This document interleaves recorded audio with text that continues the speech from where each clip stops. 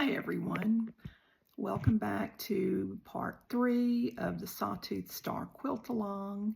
Hope everyone has been successful in getting your 3 rows for the block put together, and this episode will take us through putting the 3 rows together into a single block, and then we'll take all 12 of our 16-inch blocks and lay them out into a 3x4 row pattern, sew them up, and complete the quilt top. The 4th and final episode will cover binding the quilt, and since I haven't done that yet, that may take another week or 2. But I did get the quilt top finished in this episode and took it to the Longarm Quilting Studio. So I just need to work on the binding segment. So anyway, good luck with your quilt top if you're participating in the quilt along, and let me know if you have any questions in the comments section below.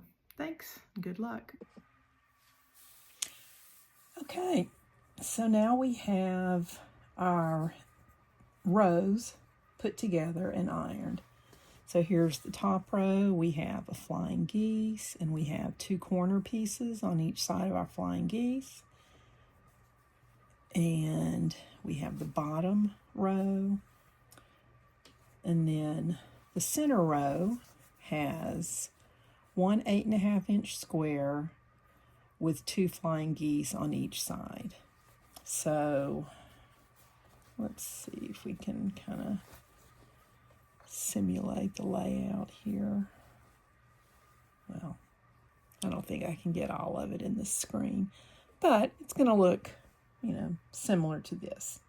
So I've got 2 of my, I've got more than that. I've got a few blocks put together, but let's go through putting these together, and I'll show you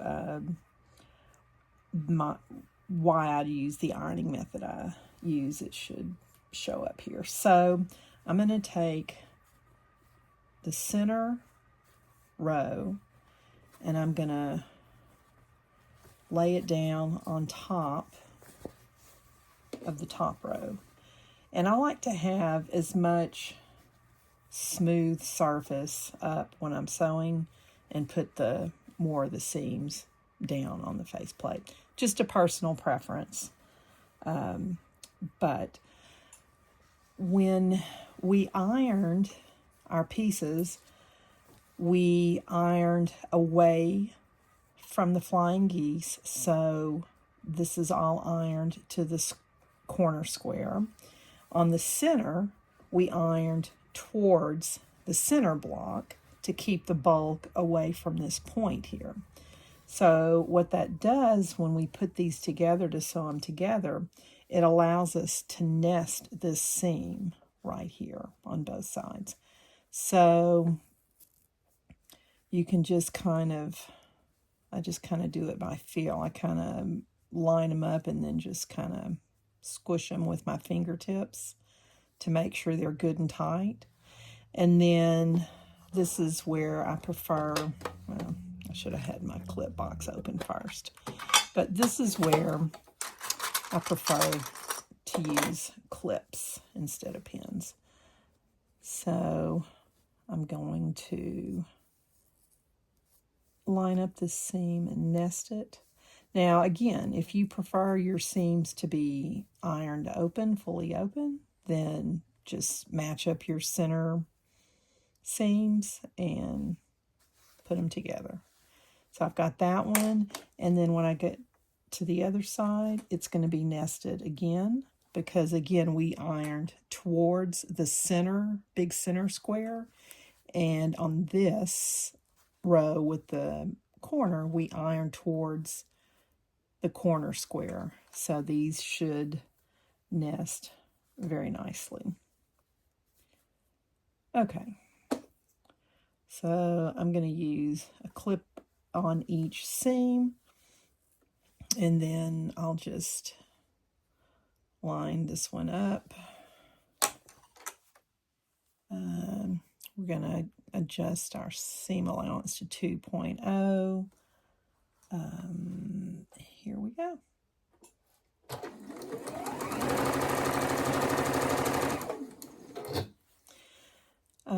The other reason I like to have this flat piece on top is that in case there's a little bit of stretching that needs to happen, usually it's underneath, on the piece underneath, and not the square. So it's easier for me to stretch just a little bit if I need to get these seams to line up exactly. So that's just what I've found works best for me when I make these, but feel free to use your preferred method of sewing. There's no wrong way to do this. Okay.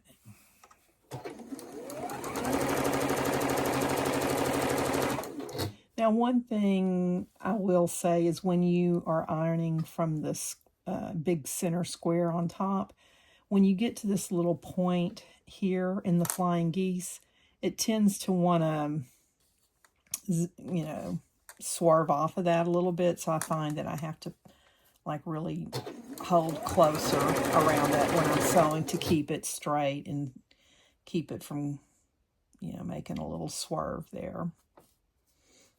You may not have that issue, but that's what happened. That's what I've experienced.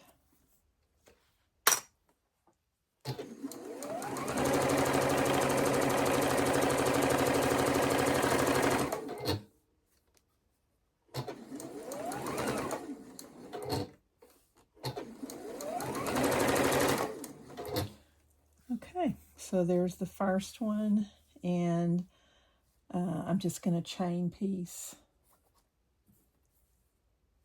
the next block. Well, you know what? I'm not going to chain piece. I'm just going to finish this block, and you can see what it looks like. So here is the top row sewn on, and then we'll add our bottom row. Again, I'll put the flying geese in the center on the bottom. And then I'm going to nest these two seams around the center block.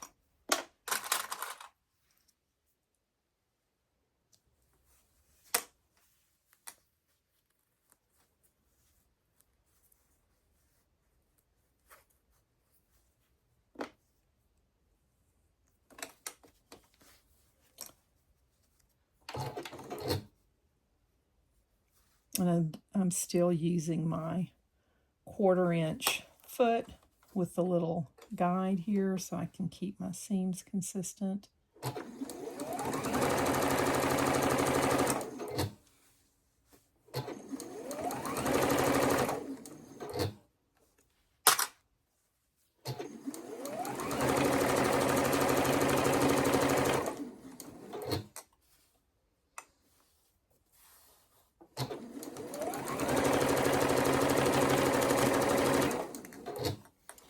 I just kind of held on to that center a little tighter to make sure it didn't kind of swerve when it hit that ball.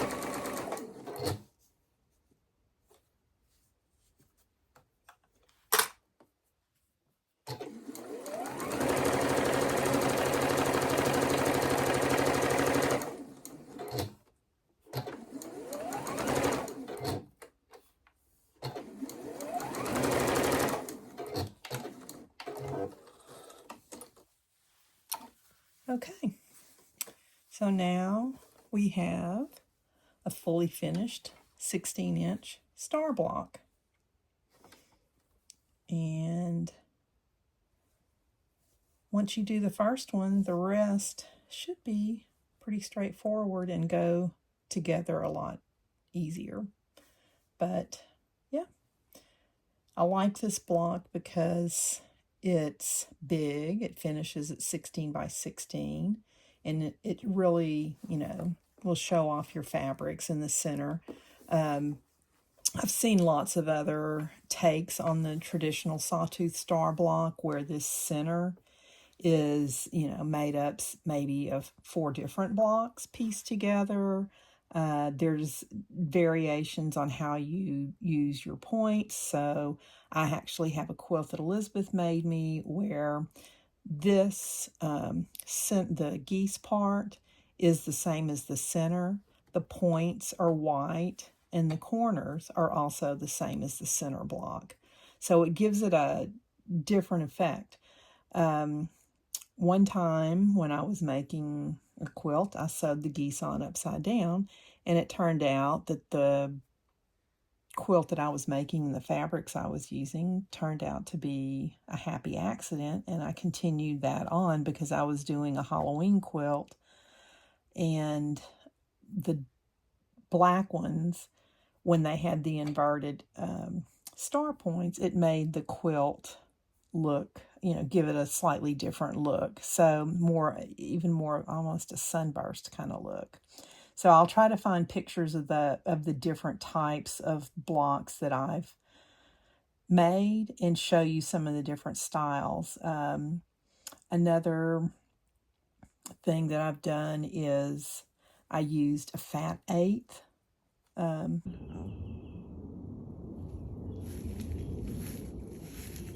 She likes to show off her pattern.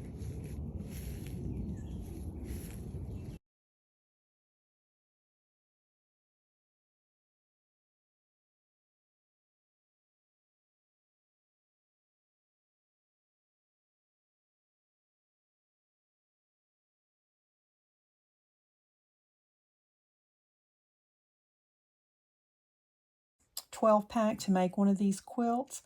And so with that, I had to just really try to scrounge as many blocks as I could out of that.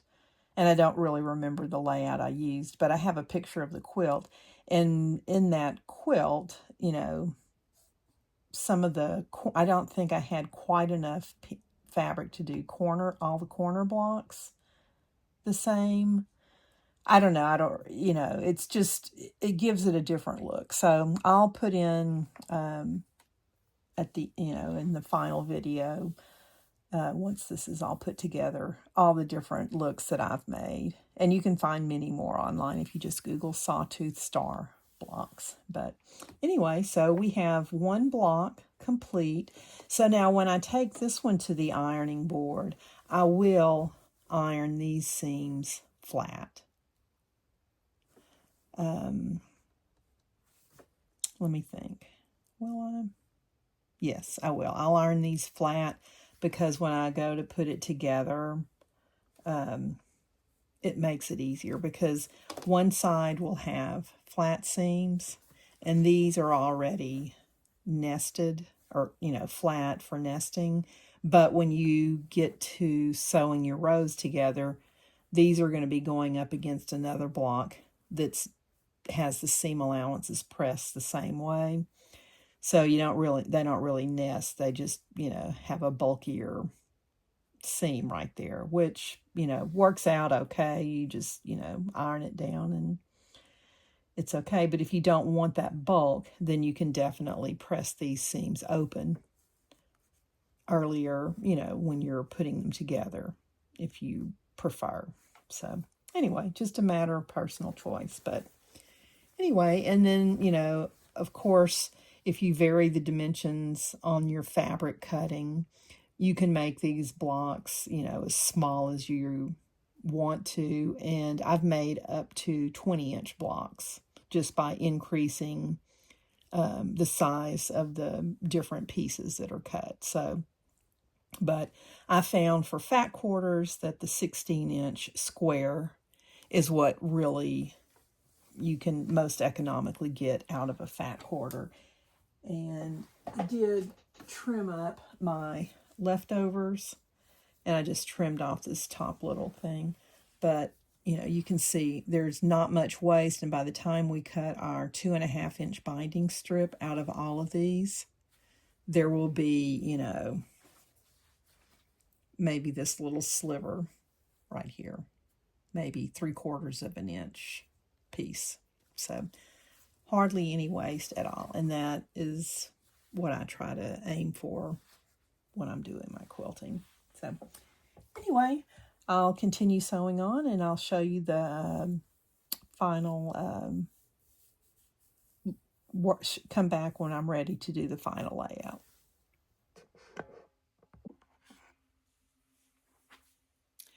Okay, so now we have all 12 blocks sewn together, and this is the fun part where we get to design our layout.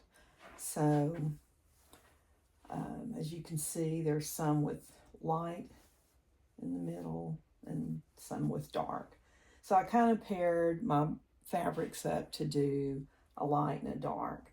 So I'll just start placing these on my design wall / guest bed and see where it goes. Now, one thing I will try to do is try not to put the same fabrics right next to each other, but we'll see how that works.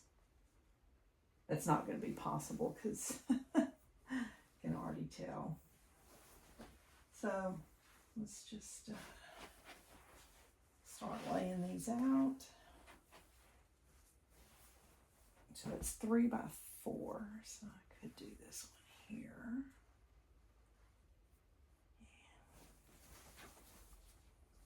So what I like to do is just do an initial pass at a layout and then try to take a picture and then critique the picture, because it's easier for me to see from a picture what looks good and what doesn't.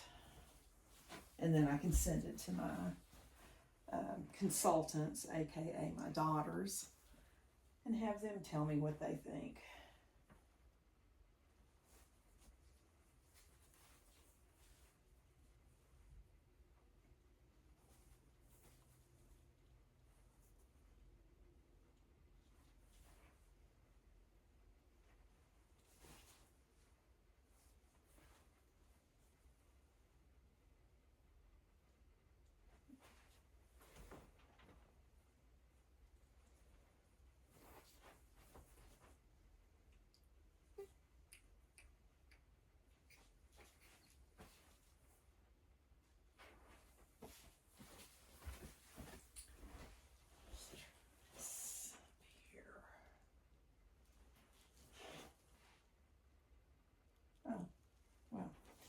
It's only 3 wide, that's why I'm running into problems here.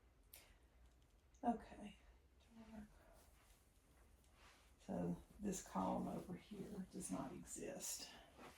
So let me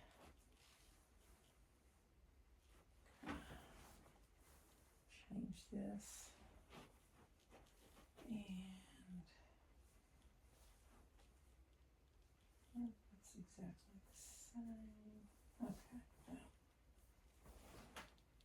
We can do this one here.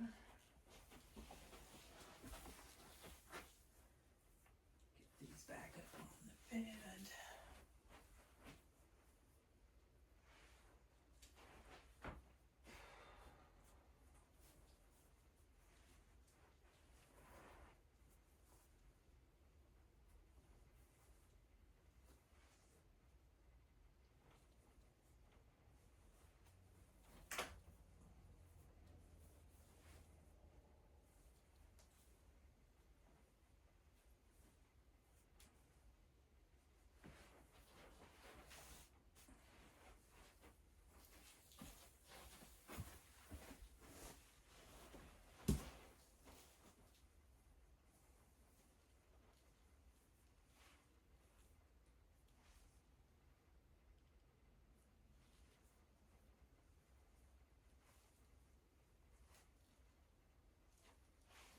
Okay,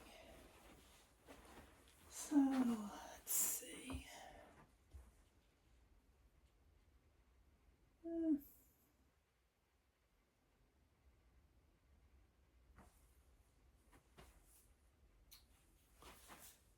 Okay, well, it's kind of limiting with the choices because there's only 6 pairs, so I think I've successfully not put the same fabrics next to each other. And yep, I think I'm just going to go with it as is, because if I start moving stuff around, there's always always something slightly different that you can do. Yeah, okay. I think this looks good. All right, so the next thing that I would do is to take a picture, because once I start sewing them together, I always get them out of order. I don't remember what goes where. So I take a picture that I refer back to the entire time I'm putting these rows together. And even though it's only 12 blocks, you would think, well, that can't be that hard to keep them straight. For me, it's not easy.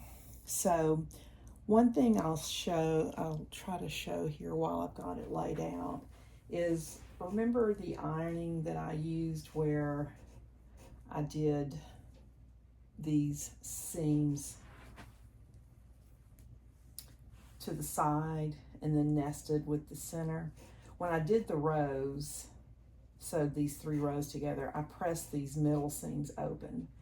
So since these blocks are not directional, what I would do to avoid having a lot of bulk where these seams meet is to put one block with the pressed open seams on the outside, and then the next block turn it so that those pressed flat seams go up and down,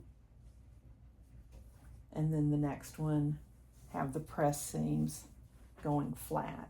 And what this does is it reduces the bulk by, half of a seam. So this one will be pressed open on this side, on this block. This one will be pressed to the side, but it will eliminate one layer of bulk because it's pressed open when you sew them together.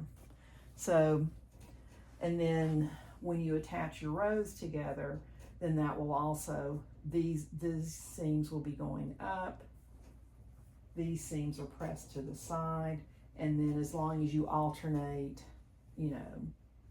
the way you have your flat seams open every other row, then you'll have a little bit less bulk when you seam them. So I'm going to go ahead and make that change right now. Now, if you have blocks where there is a directional pattern, then you have a little bit more of a challenge. But none of mine have a directional pattern, so I can put them any way I want. And that's why I really like this pattern, because it is, you can do so much with it. Goodness.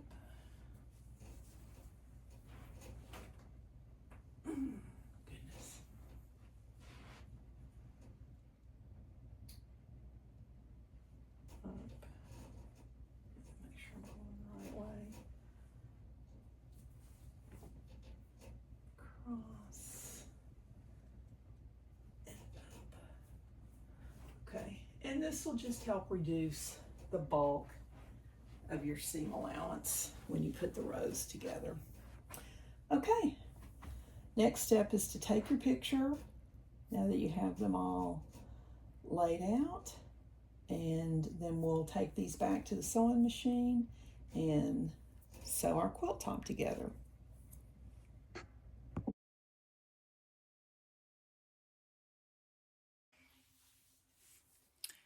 Okay, so now we have all our blocks finished. We're ready to start sewing the rows together, and these are the first 3. These are the blocks that make up the top row. So there's 3 blocks across for each row, and then there's 4 rows. So and again, I'm going to continue using my 1/4 inch foot as soon as I get the thread untangled here.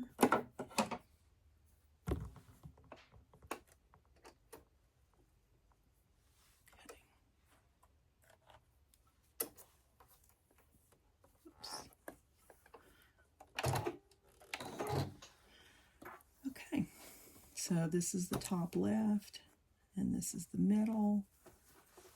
And let's see if I stacked them correctly with the seam allowances. Okay, so these seam allowances are pressed open. These are pressed to the side. So it will give us a little less bulk than if both seam allowances were pressed to the side. So that's my trick. And I just put a clip on each seam allowance, lining up those rows, hopefully when they're sewn together. And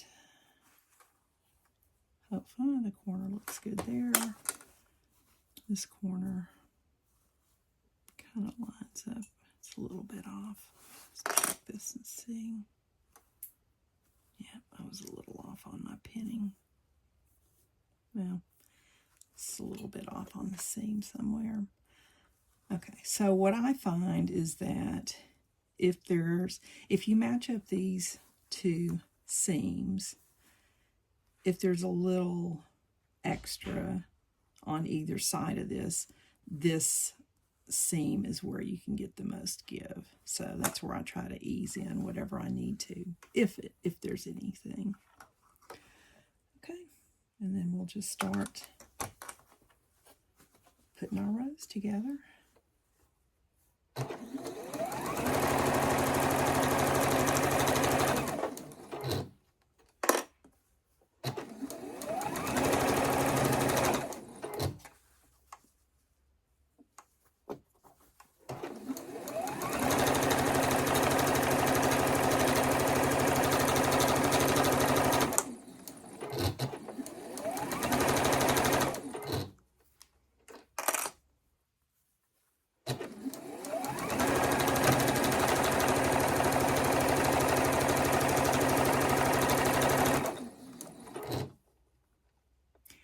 Now you could bring all of your rows in and chain piece them all together, but since these blocks are so big, for me it's easier to just do one row across. So, but if you're comfortable chain piecing all of the 16-inch blocks together, then bring all your rows in and chain piece away. But I'm not comfortable doing that, so I'm gonna do it. And then, just so I don't end up with all the seams being sewn in the same direction, I usually flip this second one over and sew it in the opposite direction. Also, it puts the flat seam allowance on the top, which is the one that's more likely for me to fold up into the seam allowance when I'm sewing. So this just gives me a little bit better control on this flat seam.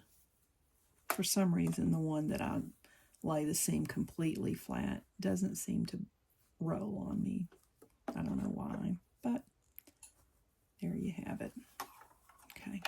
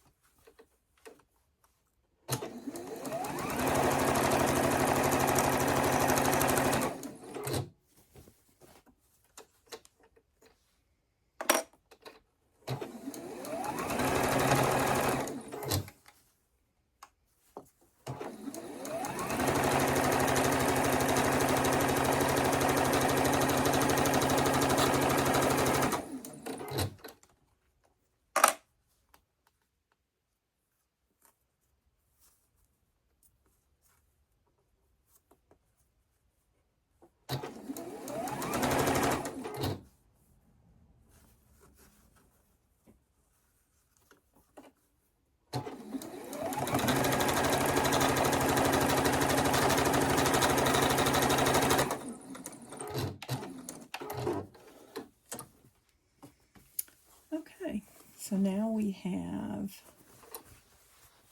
the first row all sewn together, all 3 blocks, and that is 48 inches wide, and my wingspan is, oh, I having a hard time controlling that. So anyway, I'll take this to the sewing machine, to the ironing board, and I will press these seams open to make it easier. You could press it to one side or the other, but there's quite a bit of bulk right here where these geese corners meet, so I find pressing these seams open reduces a little of that bulk whenever especially when you take it to the quilting studio. So anyway, that's row 1, and I'll get the other rows, and you can see it's 2 seams, and it took less than 5 minutes to sew those 2 together. So once you get all your blocks made, it really does go together quickly. Okay. Okay, so now we have all of our rows sewn together. It's time to take them back to the sewing machine and sew them together. So I have 1, 2, 3 seams left, and we'll have a finished quilt top. Okay, so we have our top 2 rows. And so I'm going to start, this is the top right corner, this is the second row down. So I'm going to start by clipping where the blocks are seamed together. And then we'll see, after I get those clipped, how much ease I need to take in. But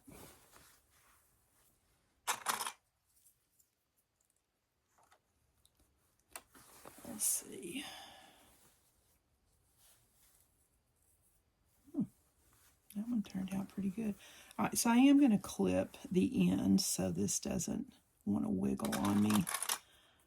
And I clip it on the bottom edge away from where the sewing machine's going to be coming down, so the presser foot doesn't bump into this, and this can help keep it in place for me.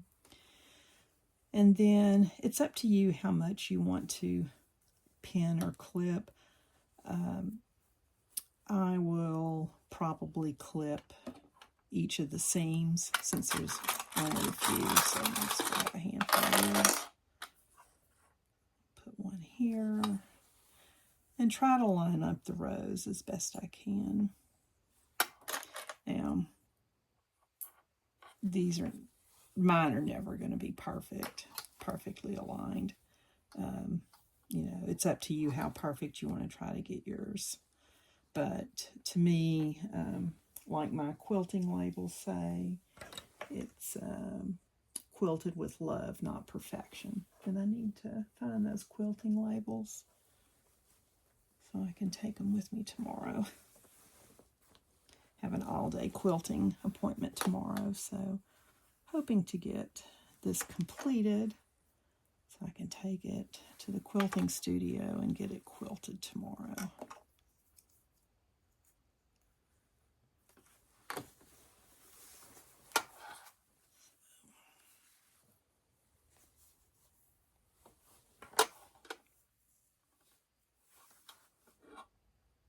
This one appears a little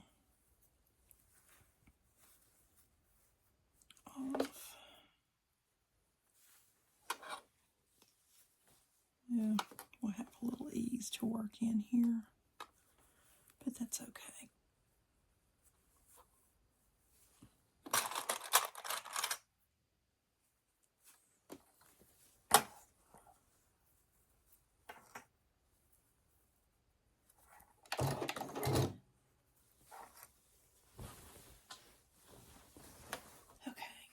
So when I sew the rows together, I like to alternate starting on each end every other row, just to make sure that my rows don't tend to widen on one side or the other.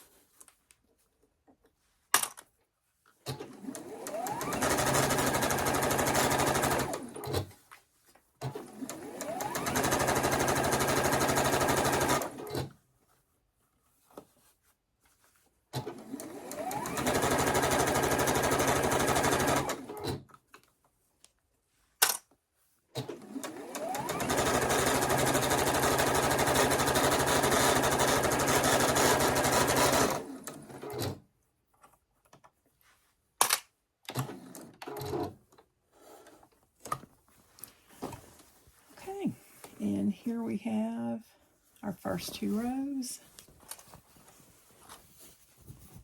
sewn together.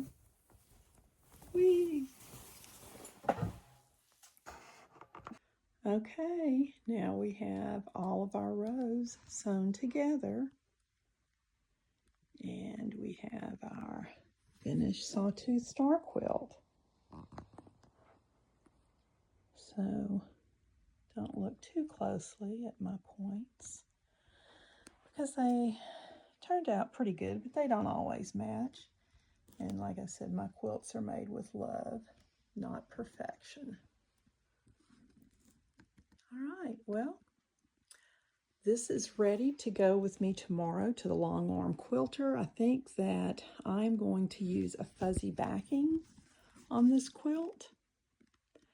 And Costco had some Pendleton throw blankets, and the 2 that I bought my grandsons have appropriated to sleep with. So I got another one that's kind of a white with a gray tone-on-tone print that I think will go really nicely with this. So anyway, hope you've enjoyed this episode, and good luck with your quilt top. Let me know if you have any questions as you're putting it together. Thank you.